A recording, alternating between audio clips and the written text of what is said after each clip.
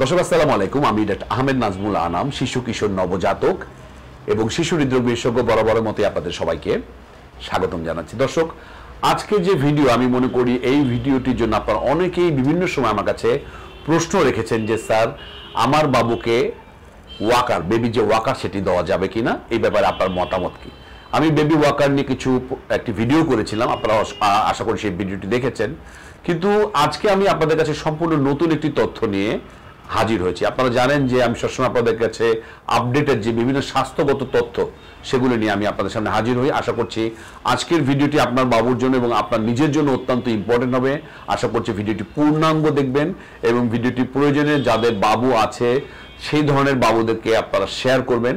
আর সবসময় আমি বলবো যে আমার ফেসবুক পেজকে আপনারা অবশ্যই ফলো করবেন এবং আমার ইউটিউব চ্যানেলকে সাবস্ক্রাইব করবেন।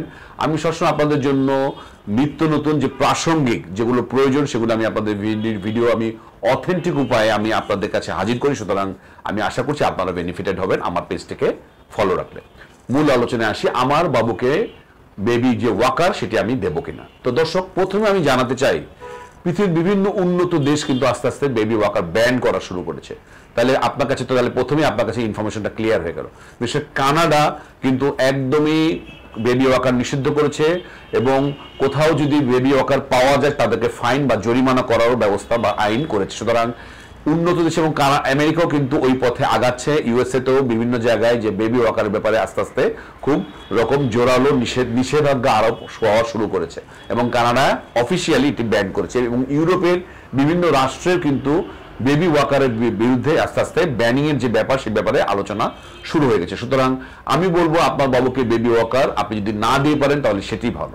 তো অনেক মা আমাদের কাছে বলে, স্যার বেবি ওয়াকার দিয়ে তো স্যার বাবু হাঁটা শিখবে। আসলে এই ধারণাটাই ভুল। একটি বাবু কখন হাঁটা শুরু করে? যখন সে নিজের পায়ে আগে দাঁড়াতে শিখবে। তাহলে বেবি ওয়াকার আপনি যখন দিচ্ছেন তখন কি হচ্ছে, ওর ভিতরে চাকা থাকে, সে ওই রোলিং এর ভিতরে সে আগিয়ে যাচ্ছে, তার সে কিন্তু নিজে তার হাঁটার কোনো মুভমেন্ট হচ্ছে না। তাহলে আপনি যখন একটা বাবু যখন নিজের পায়ে দাঁড়াতে শিখবে তখনই কিন্তু আপনি তাকে অ্যাসিস্ট করলে সে হাঁটা শিখবে। এবং নর্মালি একটা বাবুর হাঁটতে 13 থেকে 18 মাস লাগতেই পারে। এখানে আপনার অধৈর্য হওয়ার কিছু নাই।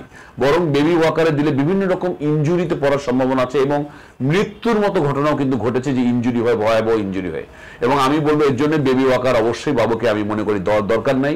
আপনার বাবু যখন নিজের পায়ে দাঁড়িয়ে যাবে 9 মাসের পরে আপনি দেখবেন 11 মাস থেকে আপনি একটু ধরে ধরে হাঁটানোর চেষ্টা করবেন, 12 মাসে এক হাত ধরে হাঁটবেন, 13 মাস থেকে দেখবেন আস্তে আস্তে সে গুটি গুটি পা ফেলা শুরু করেছে। 18 মাসের ভিতরে যদি তার কোনো ধরনের ডেভেলপমেন্টাল কোনো প্রবলেম না থাকে তাহলে অবশ্যই সে হাঁটা শিখে যাবে। তার জন্য বেবি ওয়াকারের কোনো প্রয়োজন নাই।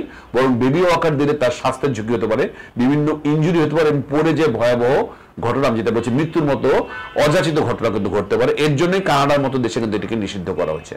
তো দর্শক, আমি বলবো যে আপনার বাবুকে আপনি বেবি ওয়াকার দেবেন না। ন্যাচারালি আল্লাহ তাআলা আমাদেরকে যেভাবে যা কিছু দিয়েছেন সেগুলো দিয়ে আমরা এগিয়ে যাবো এবং আমি ইনশাল্লাহ আমি মনে করি আপনার বাবু অবশ্যই সে নির্ধারিত টাইমেই আমরা বলবো হাঁটা শিখবে। তবে হ্যাঁ, আমি বলবো 18 মাসের ভিতরে যদি বাবু না হাঁটতে পারে আপনি আপনার ডাক্তারের সাথে একবার যোগাযোগ করে নেবেন। আজ এ পর্যন্তই। পরবর্তী এই ধরনের কোনো ইম্পর্টেন্ট তথ্য নিয়ে আপনাদের সামনে আমি অবশ্যই হাজির হবো। সেই পর্যন্ত বরাবরের মতোই আল্লাহ হাফেজ।